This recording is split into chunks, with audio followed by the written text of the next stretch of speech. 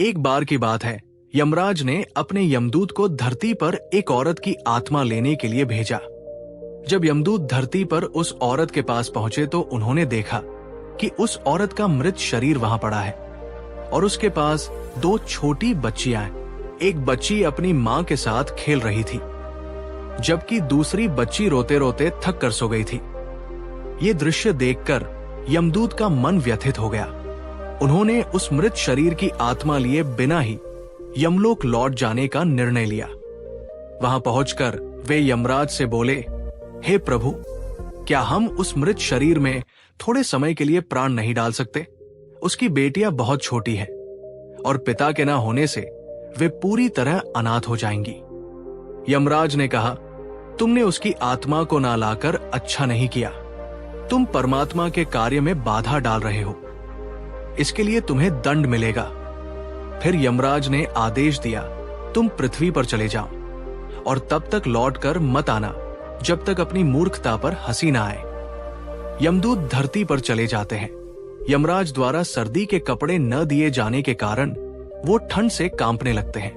उसी समय एक व्यक्ति वहां से गुजर रहा होता है। यमदूत की हालत देखकर उसे बहुत दया आती है। उसके हाथ में एक कंबल होता है जो वो अपने बच्चों के लिए ले जा रहा था, लेकिन यमदूत की हालत देखकर वो कंबल उन्हें दे देता है और उन्हें अपने साथ घर चलने के लिए कहता है। जब वो व्यक्ति घर पहुंचता है तो उसकी पत्नी पूछती है, क्या तुम बच्चों के लिए कंबल नहीं लाए? वो व्यक्ति जवाब देता है, मैंने ये कंबल इन्हें दे दिया।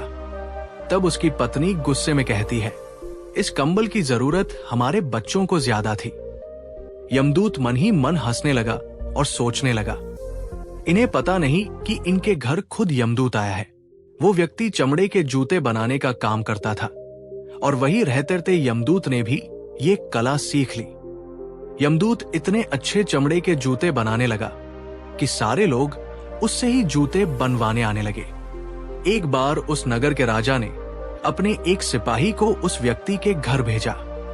वो सिपाही एक खास चमड़ा लेकर आया और बोला, ये चमड़ा लो, ऐसा चमड़ा तुम्हें कहीं नहीं मिलेगा और अब तुम इसे राजा के लिए सुंदर जूते बना दो।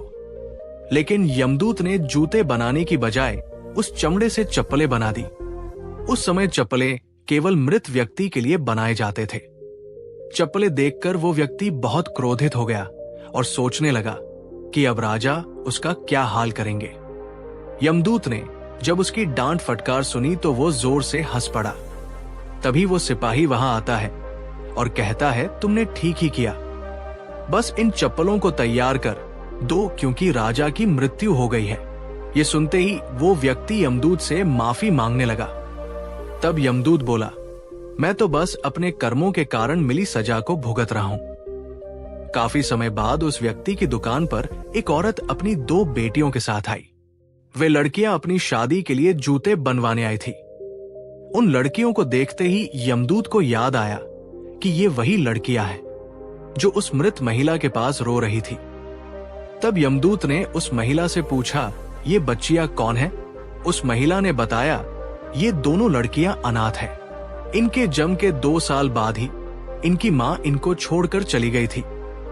मेरे खुद के कोई संतान नहीं है, इसलिए मैंने इन्हें गोद ले लिया।